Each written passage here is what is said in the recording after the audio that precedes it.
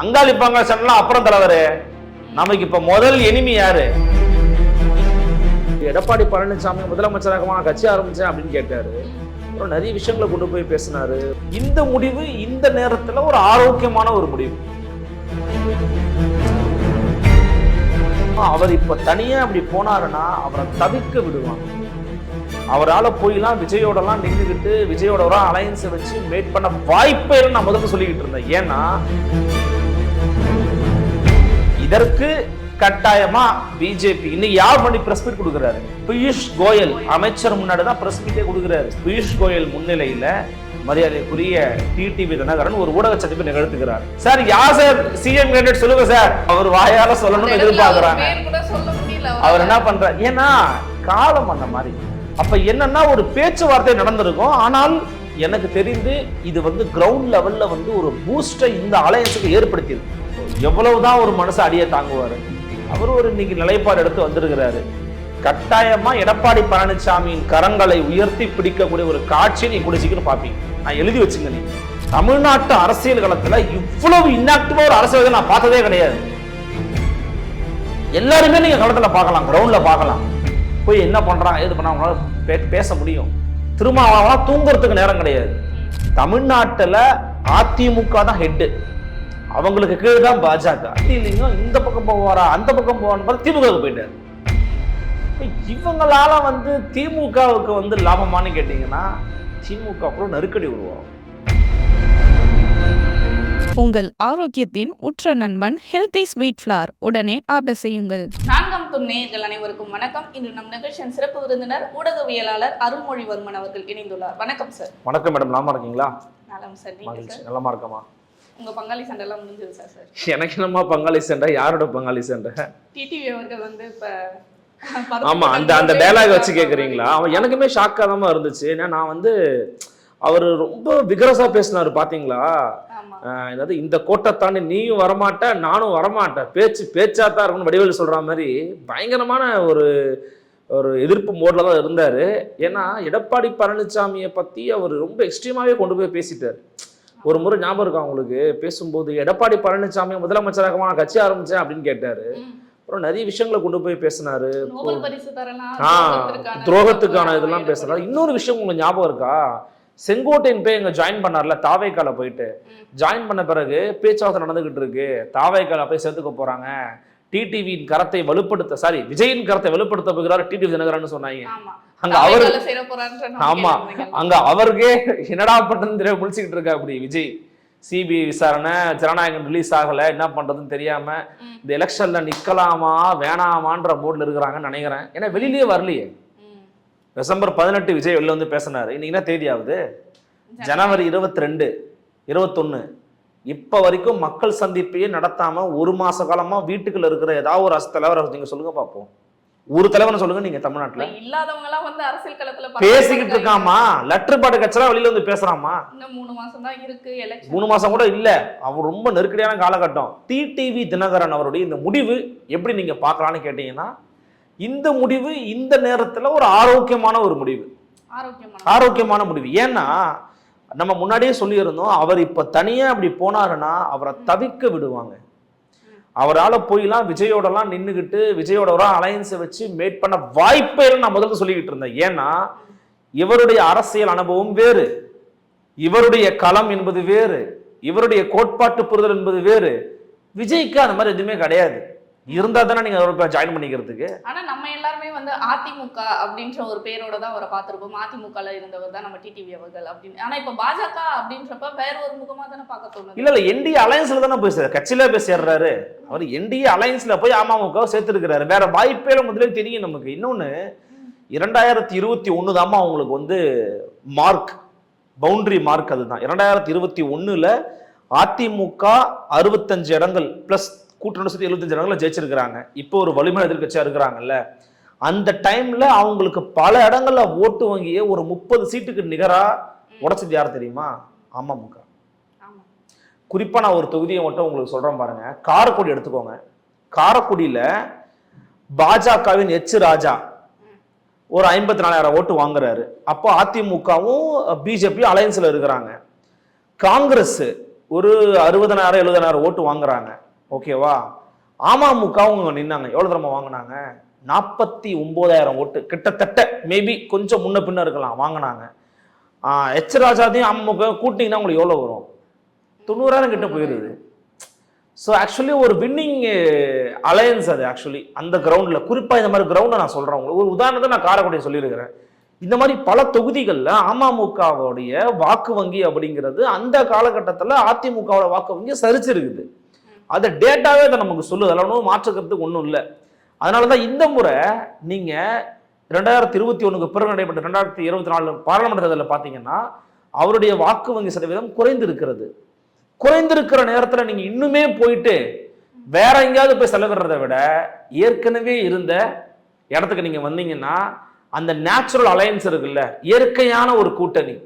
அவங்களுக்கு என்ன உணர்வு இருக்கும்? இயற்கையா என்ன உணர்வு இருக்கும்? அமமுகவுக்கு சொல்லுங்க. ஒரு உணர்வு என்ன இருக்கும்? திமுகவை வீழ்த்தணும், அம்மாவின் ஆட்சியை மலர வைக்கணும். அவங்களுடைய பாயிண்ட் ஆஃப் வியூல அதுதான் உங்களுக்கு. ஆனா இதற்கிடையில சொந்த பக்கம் மாதிரி எடப்பாடி அவர்களை நான் ஜெயிக்க விடக்கூடாது அப்படி இருந்தாரு. இப்ப என்ன சொல்லிட்டாரு? அங்காளி பங்காளி சண்டை அப்புறம் தலைவரு, நமக்கு இப்ப முதல் எனிமி யாரு அப்படின்னு வந்துட்டாரு. இதற்கு கட்டாயமா பிஜேபி இன்னைக்கு யார் பண்ணி பிரஸ் மீட் கொடுக்கிறாரு? பியூஷ் கோயல் அமைச்சர் முன்னாடி தான் பிரஸ் மீட்டே கொடுக்கிறாரு. அவர் சந்திப்புக்கு பிறகுதான் இந்த கூட்டம் வருது.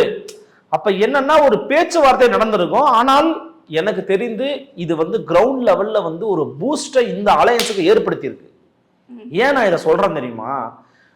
நீங்க தொடர்ச்சியா பிரிஞ்சு பிரிஞ்சு இருக்காங்க சொல்லிக்கிட்டே இருக்கு. தருவாயில ஒரு அலையன்ஸ் சேருது பாத்தீங்களா? அந்த சேரும் போது வரக்கூடிய அந்த வேவ் லென்த், அந்த கெமிஸ்ட்ரி இருக்குல்ல, அது முன்னிருந்ததை விட கொஞ்சம் கூடுதலாகும். இது இயற்கை. இது இயற்கை யதார்த்தமான ஒரு விடயம். ஆமா, பழம் நழுவி பாலில் விழப்போகிறது கருணாநிதி ஐயா சொன்னாங்க. அப்படி விழுந்திருந்தால் இன்றைக்கு தேமுதிக தான் டாப் பார்ட்டி இன் தமிழ்நாடா மாறி இருக்கும்.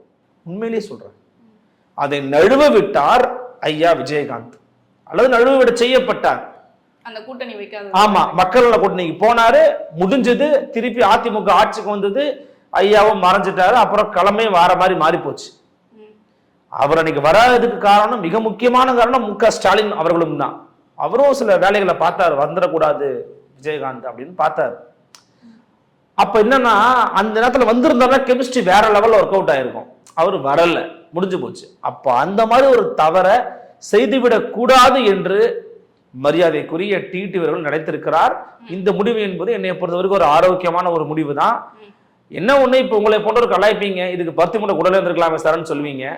அது அந்த இயற்கையா அந்த அரசியல்ல பகடி நீங்க சொல்ற மாதிரிதான். அரசியல் அதெல்லாம் சாதாரணமாப்பாடு கடந்து போக வேண்டியதுதான். பட் கிரவுண்ட்ல என்ன இம்பாக்ட் ஏற்படுத்தும் நீங்க கேட்டீங்கன்னா, ஆஸ் ஒரு வியூவரா, ஒரு களத்தை நம்ம பார்க்கிற நபர் என்ன சொல்லலாம்னா, இது ஒரு வலிமையை தான் உண்டாக்கும். வலிமையை சீர்குலைப்பதோ அல்லது இந்த கூட்டணியை கூர்மை தன்மையை குறைய செய்வதோ இது பண்ணாது. கட்டாயமா அது வலிமையை கூட்டும். இது இன்னும் என்ன தெரியுமா நடக்கும்? எல்லாரும் இங்க போயிட்டாங்க, நாமளும் போகணும், மத்தவனை கொஞ்சம் யோசிக்க வைக்கும். ஃபார் எக்ஸாம்பிள், இன்னும் தேமுதிக ஜட்ஜ்மெண்ட் பண்ணலன்னு சொல்றாங்க. ஆமா, இன்னைக்குள்ள ஒரு 3 பேர்ல யாரு ஓகே பண்றாங்களோ அவங்க பக்கம் போலாம். பாஜக சைடு தான் தேமுதிகவும் போற மாதிரியான ஒரு பேச்சு. நீங்க பாஜகன்னு சொல்லாதீங்க முதல்ல, அதை நீங்க கட் பண்ணிக்கோங்க. அதிமுக தலைமையிலான என்டிஏ தான் நீங்க சொல்ல முடியும். இன்னைக்கு தமிழ்நாட்டுல அப்படித்தானே இருக்குது. தமிழ்நாட்டுல அதிமுக தான் ஹெட், அவங்களுக்கு கீழே தான் பாஜக. அப்ப ஏன் அதிமுக விட்டு எல்லாம் பாஜகக்கு போறாங்கன்ற ஒரு கேள்வியும் வருது. பாஜக எங்க போறாங்க? யாரு போறா பாஜக? கூட்டணின்றது அவங்க கிட்ட போயிட்டு அந்த கூட்டணி அவங்களுக்கு அவரோட ஒரு முரண்பாடு ஏற்பட்டிருக்கு. எடப்பாடி பழனிசாமி கூட தான் பங்காளி சண்டையா இருக்குது. இப்ப இந்த முரண்பாடு இருந்தும் இந்த கூட்டணியில எல்லாரும் ஒன்று சேர்ந்து இந்த தேர்தலை வின் பண்ணிடுவாங்களா? இப்ப என்ன மேட்டர்னா, இந்த முரண்பாடெல்லாம் இருந்தாலும் எதுக்கு வேலை பார்க்க போறாங்க சொல்லுங்க? எதுக்கு வேலை பார்க்க போறாங்க? யார முதலமைச்சராக? இன்னைக்கு பிரஸ் மீட் பாத்தீங்களா நீங்க? பியூஷ் கோயல் முன்னிலையில மரியாதைக்குரிய டிடிவி தினகரன் ஒரு ஊடக சந்திப்பை நிகழ்த்துகிறார். என்ன நிகழ்த்துகிறாரு பாத்தீங்களா? கேள்வி கேட்கறாங்க. உங்களை போன்ற நம்ம போன்ற பிரஸ் எல்லாம் கேள்வி கேட்கறாங்க. சார் யார் சார் சிஎம் கேண்டிடேட் சொல்லுங்க சார். அவர் வாயால சொல்லணும்னு எதிர்பார்க்கிறாங்க. அவர் என்ன பண்றார்? ஏன்னா காலம் அந்த மாதிரி. காலம் நம்மளும் ஒரு நெருக்கடிக்கு உள்ளாக்க வேண்டாம். எவ்வளவுதான் ஒரு மனுஷன் அடியை தாங்குவாரு. அவர் ஒரு இன்னைக்கு நிலைப்பாடு எடுத்து வந்திருக்கிறாரு. கட்டாயமா எடப்பாடி பழனிசாமியின் கரங்களை உயர்த்தி பிடிக்கக்கூடிய ஒரு காட்சியை நீங்க கூட சீக்கிரம் பாப்பீங்க. நான் எழுதி வச்சுங்க. நீங்க எடப்பாடி பழனிசாமியை முதலமைச்சர் ஆக்குவோம், உண்மையிலே ஜெயிச்சிட்டாருமா எடப்பாடி. சாணக்கியம் பார்த்தீங்களா அந்த ஆளு, அந்த மனுஷன். எப்படி எதை வச்சு அண்ணாமலை எந்த வாயால தற்குறி எடப்பாடி பழனிசாமின்னு பேசினாரோ அந்த வாயாலேயே தலைவர் எடப்பாடி பழனிசாமின்னு பேச வச்சாரா? கூட உட்கார வச்சு டம்மியா உட்கார வச்சாரா? தலைவரா இல்லையே இன்னைக்கு அண்ணாமலை அவர்கள். அவருக்குமே அது தெரியும். அதே மாதிரிதான் இப்ப டிடிவி அவர்களும் கூடவே இருந்தாரு, கழட்டி விட்டாரு, கட்சி ஆரம்பிச்சாரு, சத்தம் போட்டாரு, தனியா நின்னாரு. அப்புறம் அவர் முதலமைச்சராக்குவான்னு கேட்டு நீங்க என்ன பண்ணாரு? கூட வந்து நிக்கிறாரு. இதெல்லாம் ஒரு யுக்தின்னு ஏதோ ஒரு வகையில அவருக்கு ஒரு பவர் இருக்குல்ல, நீங்க அதை வந்து குறைச்சி இட போட முடியாதுல்ல. கட்சி என்ன மீறி போவாதுன்னு ஒரு ஆள் பிடிச்சி வைக்கிறா அப்படில, குடுமி என்கிட்ட தான் இருக்குன்னு சொல்றக்கூடிய தகுதி வந்து ஒருத்தருக்கு வந்து வாய்க்குதுன்னா உண்மையிலே பெரிய விஷயம். அந்த அடிப்படையில கட்சியை கட்டுக்கோப்பா வச்சுக்கிற இடத்துல ஜெயிச்சிருக்கிறாரு திருப்பி எடப்பாடி. தேமுதிக மட்டும்தான் அபிஷியலா இன்னும் அவங்க கூட்டணியை அனௌன்ஸ் பண்ணல. ஏன்னா திமுகட்டையும் பேசணும், அதிமுகட்டையும் பேசணும், டிவிக்கு கிட்டையும் பேசணும், 3 பேர்ட்டையும் பேசணுமே. ஆனா இன்னும் எத்தனை தொகுதி கொடுத்திருக்காங்க சார்? இல்ல அது நம்ம யூகிக்க முடியாது. ஆனா நீங்க கேட்கற கேள்விக்கு ஒரு பதில் இருக்கு. டிடிவிக்கு தனியா சீட்டை ஒதுக்க மாட்டாங்க. அதிமுக பொறுத்த வரைக்கும் பிஜேபி உட்காருங்க, உங்க மூலமா வந்த பசங்களாம் யாரு, இங்க வாங்க, இவங்கள தானே 20 சீட்டு கொடுக்குறேன், நீங்களும் நின்னுக்க, அவங்களே பிரிச்சு கொடுத்துக்க, அவ்வளவுதான். இன்னும் முடிவெடுக்க முடியாம இருக்கிற ஒரே ஆளு ஓபிஎஸ் தான். ஓபிஎஸ் அவர்கள் என்னடா தனியா விட்டு போயிட்டீங்களே. ஆமா, அவர் என்னன்னா ஏதோ ஒரு படத்துல பாப்பாங்கல்ல, வடிவேலு ஒண்ணு காமெடி வரும். அதாவது இப்போ நான் நாளைக்கு திரும்பி வர ஒரு பயிலையும் காணும் அப்படின்னு ஒரு காமெடி ஒண்ணு வரும், வின்னர் படத்துலன்னு நினைக்கிறேன். அந்த மாதிரி ஒரு பயிலையும் காணுங்கிற மாதிரி. ஒரு பக்கம் என்ன பாண்டியன் இருந்தாரு, திமுகவுக்கு போயிட்டாரு, கேட்டா திராவிடம் இங்கதான் இருக்குன்னாரு. ஒரு பக்கம் என்ன ஜேசிடி பிரபாகர் இருந்தார், திரும்பி பார்த்தா ஆளை காணும், என்னடா டிவி கேக்கு போயிட்டாரு. ஒரு பக்கம் என்னடான்னா செங்கோட்டை நம்மள்ட்ட தான் பேசிக்கிட்டு இருந்தாரு, வருவாருன்னு பார்த்தா அவர் டிவி கேள்வி பொறுப்பை வாங்கி உட்காந்துட்டாரு. எல்லாம் செட்டில் ஆயிட்டாங்க. இப்ப இவர் மட்டும் தனித்து விடப்பட்டு எந்த பக்கம் போறது என்ன பண்றது திடீர்னு பார்த்தா நான் வைத்தியலிங்கம் இந்த பக்கம் போவாரா அந்த பக்கம் போவான்னு பார்த்தா திமுகவுக்கு போயிட்டாரு. இப்ப இவங்களால வந்து திமுகவுக்கு வந்து லாபமானு கேட்டீங்கன்னா திமுக நெருக்கடி உருவாகும். அந்த ஒருத்த நாட்டுல வேலை பார்த்துக்கிட்டு இருக்கான் பாத்தீங்களா திமுக காரன், அவனுக்கு என்ன தோணும்? நமக்கு போட்டியா ஒருத்தர் வந்துட்டாரு அப்படின்னு. நம்ம தலைவர் நம்ம தான் இங்க நின்றுகிட்டு இருக்கோம். இப்ப ஒருத்தராட்டுல போய் நிக்க மாட்டேன்னு சொல்லுவாரா இவரு? யாரு? அண்ணன் வைத்தியலிங்கம். இல்ல வேற இடத்துல சீட்டு கொடுக்குறீங்க, அங்க வேலை பார்த்த திமுக நினைப்பான் தலைவரை இது நம்ம கட்சியா இல்ல குட்டி அண்ணா திமுகவான்னு கேட்பானா? கேட்க மாட்டானா? அன்வர் ராஜா யாரு? KKSSR யாரு? இப்ப போன வைத்தியலிங்கம் யாரு? போயிருக்கிறப்ப இவரு பாண்டியன் யாரு? அதுக்கு முன்னாடியே அங்கேயே இருக்கக்கூடிய முத்துச்சாமி யாரு? அங்க இருக்கிற செந்தில் பாலாஜி யாரு? சேகர் பாபு யாரு? வரிசையா சொல்லிக்கிட்டே போலாம். அது ஒரு திமுகவா இல்ல இருக்காது, குட்டி அண்ணா திமுகவா மாறி போயிடும். ஆமாமா, ஒரு ஹார்ட்கோர் RSS காரர் வேற. முதல்ல நீங்க ஐடியாலஜியா உங்களுக்கு கனெக்ட் ஆகுதான்னு கேட்கறேன். நான் என்ன கேட்கறேன்னா, வரவங்க சேர்த்துக்கிறதுங்கிறது ஒரு கட்சிக்கு நன்மை கிடையாது. குறைந்தபட்சம் நாம் தமிழர் சில பேர் சேர்த்தாரு, அண்ணன் ராஜீவ்காந்தி சேர்த்தாரு. நீங்க ஓரளவு மேட்ச் ஆகாட்டியும், அதாவது பெருசா மேட்ச் ஆட்டியும் ஓரளவு மேட்ச் ஆகும். ஏன்னா நாம் தமிழர் கட்சியும் தமிழர், தமிழ்நாடு, தமிழ் மொழி, இனம், மொழி, நாடுன்னு கொஞ்சம் பேசுற ஒரு கட்சி. திமுகவும் திராவிடங்கிற பேரை வச்சிருந்தாலும் அது மொழி, இனம், நாடுன்னு பேசுற ஒரு கட்சி. வரலாறு, பண்பாடு, நாகரிகம் பேசுற ஒரு கட்சி. அதுவும் பிஜேபி எதிர்ப்பு பேசும், இவரும் பிஜேபி எதிர்ப்பு பேசுவார். ஏதோ ஒருத்தர் ஒத்து போவோம்னு சொல்லலாம். நீங்க திமுக ஒழிப்பதுக்காக கட்சி ஆரம்பிச்சது அதிமுக. என்ன சொன்னார் எம்ஜிஆர்? திமுக என்னும் தீய சக்தின்னு. இன்னைக்கு அது எம்ஜிஆர் சொன்னதை உருவிக்கிட்டு அண்ணன் விஜய் சொல்றாங்க. அன்னைக்கே சொல்லிட்டாரு விஜய், அன்னைக்கே சொல்லிட்டாரு விஜய்ன்ற மாதிரி எம்ஜிஆர் சொல்லிட்டாரு. சோ பிரச்சனை என்னன்னா, இவங்கெல்லாம் சேர்றதுனால இதுக்கு வலிமை நீங்க காட்ட முடியாது. இது வலிமை கொன்றக்கூடிய வாய்ப்பு இருக்கு. நெகட்டிவா போகும், இவங்களுக்கு நெகட்டிவா போகும். இவருடைய ஓட் பேங்க் எல்லாம் ஏங்க டிடிவி இங்க வந்துட்டாரு, ஏங்க சசிகலாமையோ ஆதரவு தெரிவிச்சிட்டாங்க, ஏங்க எல்லாம் ஒன்னாயிட்டாங்க, எடப்பாடி நிரூபிச்சிட்டார், அவர் ஒன்றும் பண்ண முடியல அப்படின்னு போயிடுவான். நீங்க என்ன பண்ணுவீங்க? உங்களுக்கு இருக்கிற ஓட் பேங்க் உங்களுக்கு கன்வெர்ட் ஆகாது, என்ன பண்ணுவீங்க? இப்போ சிக்கல் வந்து அவங்களுக்கு இருக்குது. அதனால நினச்சிக்கிட்டு இருக்கிறாரு, வந்தாரெல்லாம் வாழ வைக்கிற திமுக நினச்சிக்கிட்டு இருக்கிறாரு போல. அது வேற மாதிரி மாறிடும். இன்டர்னல் டைனாமிக்ஸை மாற்றி விட்டுரும் உங்களுக்கு. அது தெரியல அவங்களுக்கு. மேபி அவங்க பணத்தை கொடுத்ததை வந்து மட்டுப்படுத்த நினைக்கிறாங்கன்னு நினைக்கிறேன். பட் அவ்வளோ சீக்கிரமாக அது வேலை பார்க்காது. கிரவுண்ட் லெவலில் நீங்கள் இருக்கக்கூடிய ஆன்டி இன்கம்பன்சி மோடு இருக்குல்லம்மா, அது வந்து மக்களை வேற முடிவுகள் எடுக்க வைக்க கூட வாய்ப்புகள் உண்டு. எப்படி போகும் நமக்கு தெரியாது. நான் இவங்க ஜெயிப்பாங்க தோப்பாங்க நான் சொல்ல வரல. ஆனா களத்தில் இருக்கக்கூடிய எதிர்ப்புணர்வு அப்படிங்கிறது ஒரு இடத்துல போய் குவிவதற்கான வாய்ப்புகள் நிரம்ப இருக்கிறது. இப்ப எல்லாமே ஒரு பக்கம் செட்டில் ஆகுறாங்க. தேமுதிக மட்டும் தான் இப்ப தனித்து இருக்கு. ஆனா தாவேகா சைடு போறாங்கன்னு தான் நம்ம எல்லாருமே நம்பிட்டு இருந்தோம். டிடிவி எல்லாம் அப்பெல்லாம் நம்பல. எல்லாமே ஒரு பேச்சு வந்துட்டு இருந்துச்சு, தாவேகா சைடு போயிடுவாங்கப்பா, இவங்க கட்சி சண்டையில நம்ம தாவேகாவை வளர்த்து விட்டுறாங்க அப்படின்ற மாதிரி. ஆனா இப்ப தாவேகாவும் ஓபிஎஸ் மாதிரியே தனித்து நின்றுட்டு இருக்கு. இப்ப எங்க போறது, என்ன பண்றது? அதாவது அவர் எங்க போறதுன்னா இப்போதைக்கு அவர் டெல்லி போயிட்டு வந்துட்டாரு. கடைசியா அப்பமா வெளியில வந்தாரு. இப்ப இந்த சிபிஐ விசாரணைக்காக வெளியே வந்தாரு. அது ஒரு சொந்த பிரச்சனை, அது மக்கள் பிரச்சனையா? கிறிஸ்மஸ் விழாக்காக வந்தார். எங்க வந்தார்? கிறிஸ்மஸ் விழா டிசம்பர் 18 வந்தார். சரியா? டிசம்பர் 18க்கு பிறகு இன்னைக்கு என்ன தேதி? ஜனவரி 21. இப்போது வரைக்கும் தமிழ்நாட்டில் எந்த பிரச்சனையும் இல்லையா? இருக்கு. கஞ்சா அடிச்சுட்டு சொசைட்டில மக்களை கொன்னுகிட்டு இருக்கானுங்க. பெண்கள் தனியா நடமாட முடியல. காவல்துறையில் இருக்கிற பெண்களுக்கு பாதுகாப்பு இல்லை.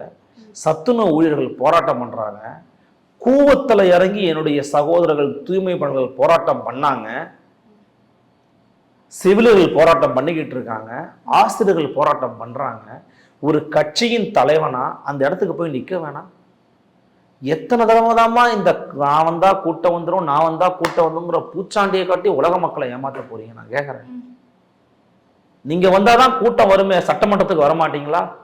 நீங்க வந்தாதான் கூட்டம் வருமே, நாடாளுமன்றத்துக்கு போக மாட்டீங்களா?